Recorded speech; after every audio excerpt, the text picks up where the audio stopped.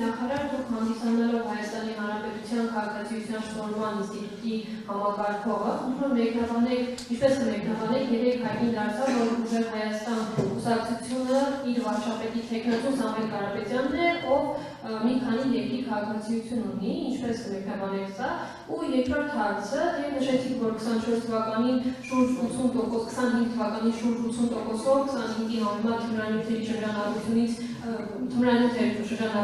դուրս բերվել, 80%-ով ավելի, այս մասով սակայն հանրային նկարում մի փոքր այլ է, նրանց շրջանառությունը ավելի շատ է, ինչով է սա պայմանավորված ձեզ, ու նաև հարցի երկրորդ մասը, քաղաքում շրջելիս կարող են տարբեր հասանելի հատվածներում տեսնել տելեգրամյան ինչ-որ ալիքների անվանումներ, որոնց միջոցով կարող են օրինակ հենց անչափահասը թմրանյութ ձեռք բերի, այս մասով ինչ է արվում խնդրի լուծման համար, շնորհակալություն։ Շնորհակալություն Տիկին Թորոսյան հարցերի համար։ Տեսեք, որպես Հանրապետությունում քաղաքացիության ոլորտի լիազոր մարմնի ղեկավար, ինձ համար շատ կարևոր է քաղաքացիության ինստիտուտը գաղափարախոսության մեջ։ Եվ ես կարծում եմ, որ տարբեր պետությունների շահերի համատեղում վարչապետի պաշտոնում գոնե թե ես չեմ պատկերացնում։ Եվ երբ որ մենք վերլուծում ենք քաղաքացիության ինստիտուտը, ես գոնե թե կառավարության նիստում, թե մեր ներկառավարական քննարկումներում անընդհատ արձանագրում եմ, որ մեր քաղաքացիության ինստիտուտը դեֆորմացված է։ Եվ մենք պրակտիկայում տեսնում ենք հենց այսպիսի դեֆորմացիաների արդյունք։ Ես բնավ երկքաղաքացիության ինստիտուտին դեմ չեմ, մենք շարունակելու ենք պահպանել երկքաղաքացիության ինստիտուտը, բայց հատկապես սահմանադրական տարբեր պաշտոնների եւ վարչապետի պաշտոնի դեպքում ես ուղղակի չեմ ընկալում այնպիսի իրավիճակ, երբ որ մի քանի երկրի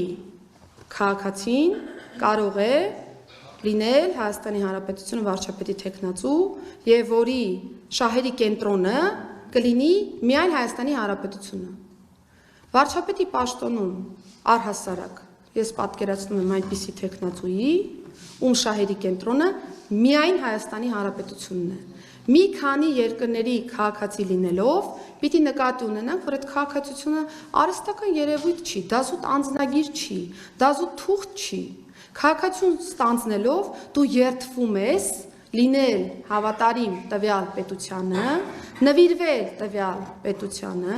եւ լինելով մի քանի երկրի քաղաքացի, ես մի քիչ դժվար եմ պատկերացնում, թե որ երկրի կենսական շահերի ավելի նախապատվություն պիտի տա տվյալ քաղաքացին։ Տվյալ դեպքում ձեր մատնանշած թեկնածուն։ Հայաստանի Հանրապետության դեպքում վարչապետ պիտի լինի միայն այն անձը եւ նաեւ վարչապետի թեկնածու, ում շահերի կենտրոնը միայն Հայաստանի Հանրապետությունն է։ Այսինքն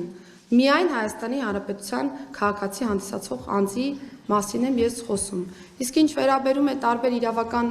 մեկնաբանություններին տվյալ հարցի մասով եւ այլնին, ես ուղղակի մտածում որ փաստորեն հնարավոր է ստեղծագործ նմանատիպ շարավող միտք ունենալ նաեւ իրավաբանությունում, բայց կհորդորեմ բոլորիս, որ իրատեսականության զգացողություն չկորցնենք։ Թմրաշրջանառության մասով ես նշեմ, որ հիմնականում մենք նկատում ենք, որ դեպքերի հետ կապված համացանցի միջոցով թմրամիջոցի անօրինական շրջանառության 460 դեպք ենք ունեցել, անցած տարի այս թիվը եղել է 321 ու այո, այս վերջերս համացանցով թմրամիջոցների ԱՊՆ շրջանառության հետ կապված հարցերը մի փոքր ավելի մեզ անհանգստացնում են, որովհետև շարունակվում է նմանատիպ միջոցառումների իրականացումը, բայց մենք տարվա կտրվածքով բազմաթիվ տելեգրամյան ալիքներ ենք նաև ձեռնամուխ եղել եւ փակել։ Սրա արդյունքում 25 տելեգրամյան հարթակ ըստ էության 26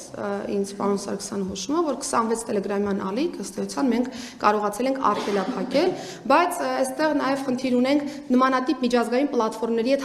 համագործակցության, որովհետև մեր խնդիրը ո՞րն է։ Մեր խնդիրը այն չի, որ փոքր չափականակի տարածմամբ զբաղվող անձանց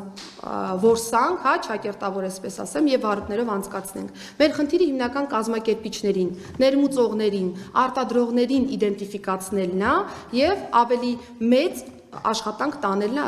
այդ առումով։ Դրա համար ինչի ենք մենք կարևորում ներմուծման եւ արտադրության շղթան, որովհետեւ ոչ թե մենք պայմանականորեն 1000 դեպք ենք հետո փոքրականակ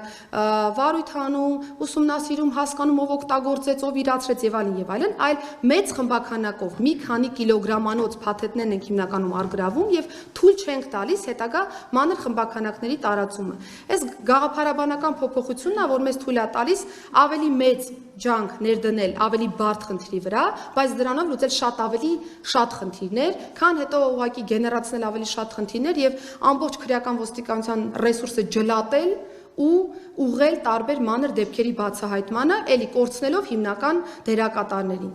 Մեր անցած տարվա քաղաքականություն եւ արդյունքները դրա մասին են վկայում վստահաբար, ընդ որում ողջ իրավապահ համակարգին եւ ես նաեւ պիտի ասածս ուղղորդեմ եւ վերագրեմ, որովհետեւ թե պետական եկամուտների կոմիտեի դեպքում, թե ազգային անվտանգության ծառայության դեպքում, թե մեր դեպքում քաղաքականությունը իրացրել ենք համատեղ եւ բոլորս նույն վեկտորով ենք հարցին նայել, ըստ այդմ ունենք նմանատիպ